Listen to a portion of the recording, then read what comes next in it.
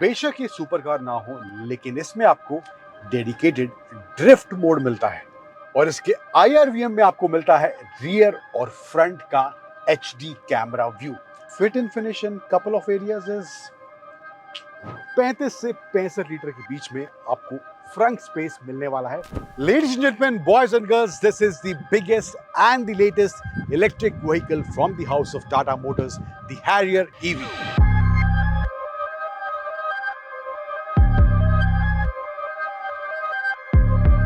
तो फटाफट डिज़ाइन की पहले बात कर लेते हैं। तो फ्रंट एंड जो है या ओवरऑल जो सिल्हूट है गाड़ी का वो ऑलमोस्ट सिमिलर है जो आइस वर्जन है इसका, बट थोड़े बहुत EV वाले एलिमेंट्स ऑफ कोर्स आपको यहाँ मिलेंगे। कनेक्टेड आपको यहाँ पे DRL फ्रंट में दिया गया है। नीचे की तरफ आपको ये कुछ इस तरह से डिज़ाइन, ग्रिल में body colour plus piano black combination, camera, sensors, ADAS आता है तो वो सब रडार वगैरह मिल जाएगा। एंड यहाँ पे आपको ये पैटर्न कुछ इस तरह से थोड़ा सा क्रोम फिनिश में फ्रंट में दिया गया है। हेडलैम्प्स वगैरह प्रोजेक्टर आपको इसमें मिल जाते हैं, फॉग लैम्प्स वगैरह दिए गए हैं। यहाँ पे आपको स्किड प्लेट फ्रंट में दी गई है, सिल्वर टोन में। सेंसर्स वगैरह भी आपको फ्रंट में थ्रू आउट दिए गए हैं। साइड प्रोफाइल में आए तो यहाँ पे जो टायर्स हैं इनमें आपको जो साइज़ मिलता है वो 19 इंच का साइज़ इसमें दिया गया है। एंड जो सेक्शन है इसका वो है 245 सेक्शन। एंड ये एरोडायनामिकली डिज़ाइन जैसा कि ऑलमोस्ट सभी EVs में हम देख रहे हैं वैसा ही कुछ डिज़ाइन यहाँ पर इसमें देखने को मिलता है। यहाँ पर आपको .EV की बैजिंग मिल जाती है। कैमरा 360 डिग्री ऑफ कोर्स यहाँ दिया गया है। यहाँ पे आपको जो डोर हैंडल्स हैं वो भी बॉडी कलर मिलते हैं। ड्यूल टोन कॉम्बिनेशन है, piano black plus body colour combination यहाँ दिया गया है। 2 बैटरी पैक के ऑप्शन है, 65 किलोवाट आवर और 75 किलोवाट आवर। एंड यहाँ पे C पिलर में आपको quad wheel drive dual motor की आपको बैजिंग मिल जाती है, यानी कि ऑल व्हील ड्राइव वाला वेरिएंट ये हमारे साथ है। पीछे की तरफ आए तो यहाँ पे अगेन आपको ये कनेक्टेड स्ट्रिप दी गई है, LED स्ट्रिप है। टेल लैम्प्स आपको LED में मिलते हैं। हैरियर.EV की बड़ी सी badging, sensors, again skid plate यहाँ मिल जाती है सिल्वर टोन में। एंड यहाँ शार्क फिन एंटीना में आपको दिया गया है इसमें कैमरा जो कि आपको व्यू देता है IRVM के अंदर। तो फ्रंट का व्यू और रियर का व्यू आपको इसके IRVM में कैमरा के थ्रू भी देखने का ऑप्शन दिया गया है। तो ये कुछ ओवरऑल एक्सटीरियर का डिज़ाइन है इस टाटा की हैरियर EV का।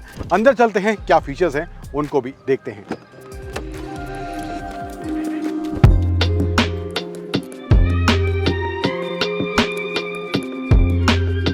कैबिन की बात करें तो सेंटर में आपको ये बड़ा सा 14.5 इंच का टच स्क्रीन इंफोटेनमेंट सिस्टम मिलता है और ये सैमसंग का QLED डिस्प्ले है जो पहली बार टाटा ने इसमें यूज़ किया है। एंड यहाँ पे फीचर्स की बात करूँ, एंड्रॉइड ऑटो, एप्पल कारप्ले तो ऑफकोर्स आपको मिलते हैं वायरलेस। इसके अलावा ऑटो पार्क असिस्ट जो है वो फीचर आप यहाँ से ऑपरेट कर सकते हैं, कंट्रोल कर सकते हैं। टेरेन मोड वगैरह है वो भी आप यहाँ से कस्टमाइज़ कर सकते हैं। Dolby Atmos, JBL modes. And यहाँ पे आपको इसमें जो फीचर दिए गए हैं उसके अलावा सराउंड व्यू 540 डिग्री टाटा जो व्यू कह रही है वो आप यहाँ से एक्सेस कर सकते हैं। यानी 540 का मतलब 360 तो आपको मिलता ही है, लेकिन उसके अलावा आपको नीचे का भी, बॉटम का भी व्यू देखने को मिलता है। बट उसके अलावा कैबिन का जो ओवरऑल फील है देखने में प्रीमियम लगता है। Apart from doors hard plastic का इस्तेमाल यहाँ पे करा गया है। थोड़ा बहुत आपको यहाँ लेदर स्टिच दिया गया है। पैटर्न वगैरह जो इस्तेमाल करा गया है वो भी अच्छा है। डैशबोर्ड में भी जो पैटर्न है लुक्स गुड। यहाँ पे आपको लेदर स्टिच वगैरह दिया गया है। यहाँ पे भी आपको बेस टोन में प्लस ब्लू स्टिचिंग के साथ पैटर्न दिया गया है। सीट्स की बात करूँ तो ये लाइट टोन में ही है। थोड़ा बहुत गंदा होने का दिक्कत आपको रहेगा अगर आप ये वाला कलर टोन ले रही हैं सीट्स का। देन डार्क ग्रे और ये लाइट कॉम्बिनेशन यहाँ पे आपको इसमें देखने को मिल जाएगा सीट्स में भी। यहाँ पे अगेन सेंटर कंसोल की बात करें, यहाँ पर भी थोड़े प्रीमियम एलिमेंट्स हैं। ये सिल्वर टोन या एल्यूमिनियम टोन यहाँ पे दिया गया है। प्लास्टिक है हालांकि, बट यहाँ पे आपको सेंटर में डायल दिया गया है जिसमें आप मोड स्विच कर सकते हैं। गाड़ी के जो है नॉर्मल है, स्नो, ग्रास, रॉक, मड, ये सब मोड यहाँ पे इसमें दिए गए हैं। इसके अलावा जो है ड्राइव मोड्स भी हैं, यानी कि इको, बूस्ट और स्पोर्ट मोड दिया गया है। इसके अलावा सिटी मोड जो है that is a default mode जो इसमें है। वायरलेस चार्जिंग दी गई है। थोड़ा सा एक्सेस करने में मैं कहूँगा कि ये दिक्कत हो रही है, मामला थोड़ा सा यहाँ तंग है। हालांकि इसके ऊपर जो है USB-A और एक USB-C चार्जिंग पॉइंट दिया गया है। Auto hold, electronic parking brake, arm rest, जहाँ पे आपको अगेन 2 चार्जिंग पॉइंट्स मिल जाते हैं। एक 12 वोल्ट का सॉकेट भी दिया गया है। And this is a cool storage space जो आर्म रेस्ट के नीचे यहाँ पर देखने को इसमें मिलता है। कप होल्डर्स की जगह आपको यहाँ सेंटर में देखने को मिल जाती है। स्टीयरिंग पर आते हैं, अगेन लेदर स्टिच कॉम्बिनेशन वही है। सीट्स वाला पैटर्न इस्तेमाल करा गया है, कलर कॉम्बिनेशन ब्लू स्टिचिंग। यहाँ पर कुछ इस तरह से आपको डिजिटल टाटा का लोगो मिल जाएगा सेंटर में, जो और भी टाटा की हाल ही में गाड़ियों में हम देख चुके हैं। लेफ्ट साइड में जो कंट्रोल्स हैं इंफोटेनमेंट के हैं, राइट साइड में जो कंट्रोल हैं वो इसके इंस्ट्रूमेंट क्लस्टर के हैं। इंस्ट्रूमेंट क्लस्टर जो है वो भी आपको फुल डिजिटल इसमें मिलता है। ADAS वाले फीचर्स हैं वो आप कुछ यहाँ से कंट्रोल कर सकते हैं। रेस्ट देयर आर सेटिंग्स जो इंस्ट्रूमेंट क्लस्टर की यहाँ पे इसमें दी गई हैं। अब इसके अलावा जो मामला है यहाँ पे IRVM की बात करूँ, जो मैं शुरुआत में थोड़ा बहुत आपको बताया, यहाँ पर जो है ये कैमरा व्यू में आपको मिल रहा है। अब कैमरा व्यू होने के साथ साथ फ्रंट और रियर कैमरा व्यू तो है ही, लेकिन आप as a digital video recorder या कहीं की डैश कैम की तरह भी इसको यूज़ कर सकते हैं, यानी कि फ्रंट और रियर की रिकॉर्डिंग भी आप इसमें कर सकते हैं। और फ्रंट और रियर का जो व्यू है वो भी आप साइमल्टेनियसली एक ही बार इस स्क्रीन में देख सकते हैं। पैनोरामिक सनरूफ दी गई है, कुछ इस तरह से यहाँ पे इसको ओपन आप कर सकते हैं। ये कुछ हिसाब किताब आपको यहाँ पर इसकी फ्रंट कतार में देखने को मिलेगा। इस टाटा की हैरियर EV की सेकंड रो का स्पेस कैसा है, क्या फीचर्स वहाँ पर हैं, चलते हैं उनकी भी बात करते हैं। अब सेकंड रो स्पेस की बात करूँ तो हाइट के हिसाब से 5'9" मेरी हाइट है, तो मेरी हाइट के हिसाब से ठीक है। आई थिंक अगर 6 फुट के आसपास कोई बैठेगा तो शायद यहाँ पर मामला थोड़ा तंग हो सकता है। आप बताइएगा, अगर आपकी हाइट उतनी है तो आपको क्या लग रहा है, आपके लिए स्पेस है, आपको एनफ लग रहा है, नहीं लग रहा है। आर्मरेस्ट दिया गया है, हालांकि यहाँ पे 2 कप होल्डर्स का ऑप्शन है। AC वेंट्स जो हैं इसके B पिलर में ही दोनों साइड में यहाँ दिए गए हैं, सेंटर में AC वेंट्स नहीं हैं। यहाँ पे आपको 2 USB-C 65 वाट के ही आपको यहाँ चार्जिंग पॉइंट मिल जाते हैं। यहाँ पे अगर आप पीछे बैठे हैं, शॉफर ड्रिवन इन केस के तौर पर आप ये गाड़ी ले रहे हैं, तो ये सीट जो है आप यहीं से बैठकर एडजस्ट कर सकते हैं। रिक्लाइन वगैरह करना है या सीट को आगे पीछे करना है तो वो आप यहीं पर इसके पावर बटन दिए गए तो उनसे एडजस्ट कर सकते हैं। इसके अलावा यहाँ पर आपको ये सनशेड्स वगैरह मिल जाते हैं।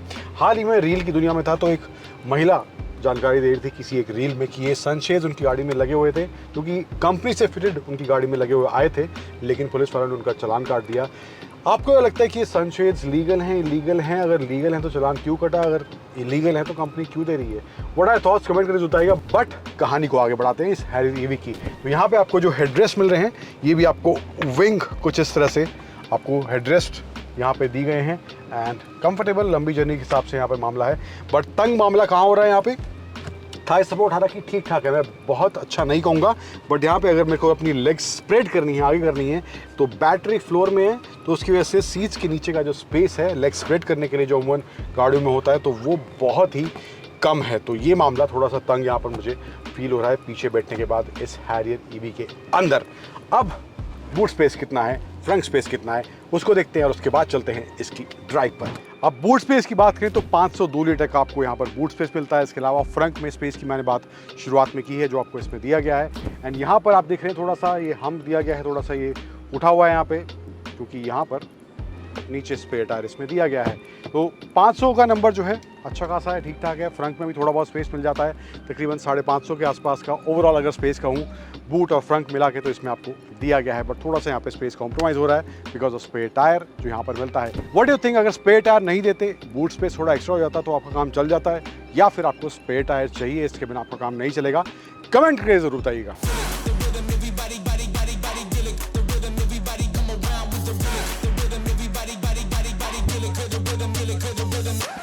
सो टाटा की अब इस हैरियर EV की ओवरऑल ड्राइव परफॉर्मेंस किस तरह की है, कहानी अब उस तरफ ले जाते हैं। तो पावर फिगर्स के आंकड़े जो हैं, जो वेरिएंट हमारे साथ था 75 किलोवाट आवर वाला था, एंड इसका जो पावर डिलीवरी है अराउंड 390 bhp एंड टॉर्क है 504 न्यूटन मीटर।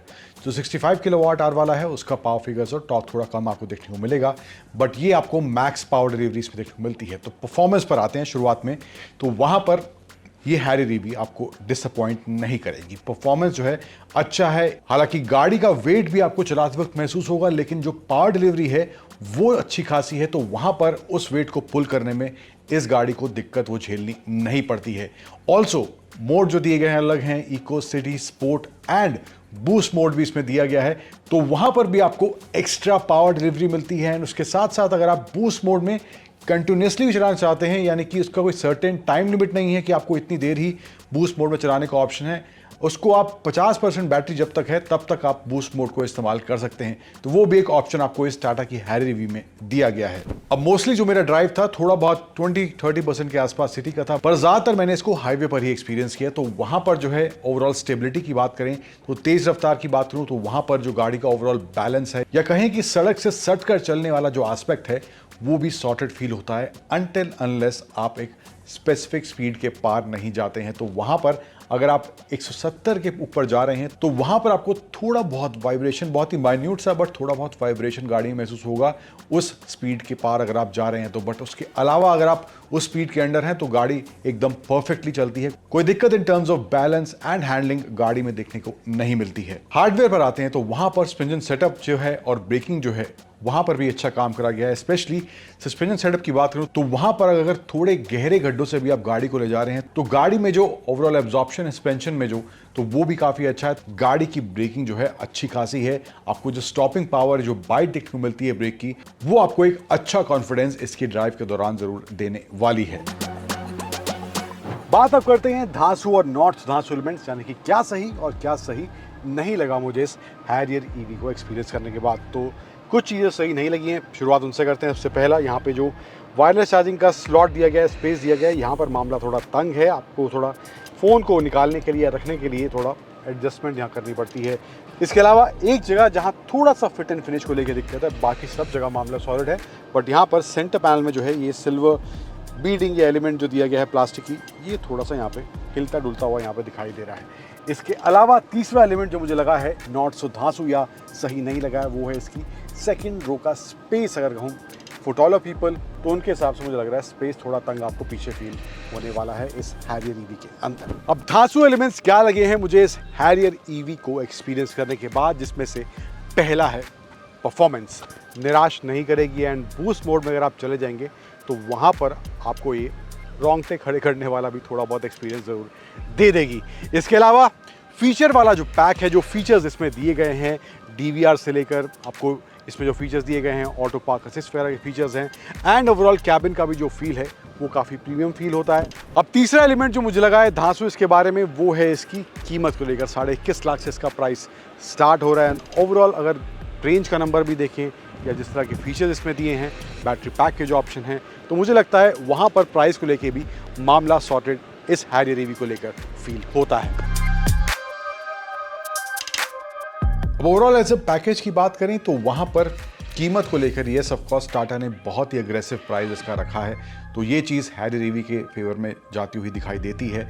अब एक इशू, इसके अलावा कुछ चीज़ें मैंने छोटी मोटी बताई जहाँ पर मुझे लगता है थोड़ी इंप्रूवमेंट होनी चाहिए, बट एक इशू और जो मुझे फेस हुआ, इसमें जो समन मोड दिया गया है वो काम नहीं कर रहा था। एंड पर्टिकुलरली मेरे वाली यूनिट के साथ ही था, बाकी गाड़ियों में मैंने टेस्ट करा, एक दो और गाड़ी में टेस्ट करा जब मेरी ड्राइव खत्म हुई तो उसके बाद उनमें काम कर रहा था, बट टाटा वाज सेइंग कोई बग का इशू है, दैट्स व्हाई ये समन मोड इसमें काम नहीं कर रहा है। तो ये पर्टिकुलर इशू मुझे जो गाड़ी दी गई थी उसमें मुझे फेस करने को मिला है। तो बहुत ही माइन्यूट चीजें हैं। हालांकि टेस्ला भी अब इंडिया में एंट्री कर चुका है, बट वहां पर कीमत कुछ अलग ही लेवल पर चली गई है, and that is mainly because of imported vehicles. Tax का रोल उसमें एक बहुत बड़ा है। बट मुझे लगता है आपको तकरीबन आधे दाम पर, टेस्ला से अगर कंपेयर कर लें एक बार को, आधे दाम पर टाटा अपनी हैरियर में आपको ऑल व्हील ड्राइव दे रही है। फीचर्स का जो ओवरऑल पैकेज है वो काफ़ी अच्छा है। गाड़ी में आपको ADAS लेवल 2 वाले फीचर्स मिल जाते हैं, एंड इसके साथ साथ आपको एक रीजनेबल बजट में ये सब चीज़ें टाटा अपनी इस हैरियर ईवी में ऑफर कर रहा है। तो मुझे लगता है उस हिसाब से ये टाटा की नई हैरियर ईवी एक अच्छा और एक वैल्यू फॉर मनी पैकेज आपके लिए बन सकती है।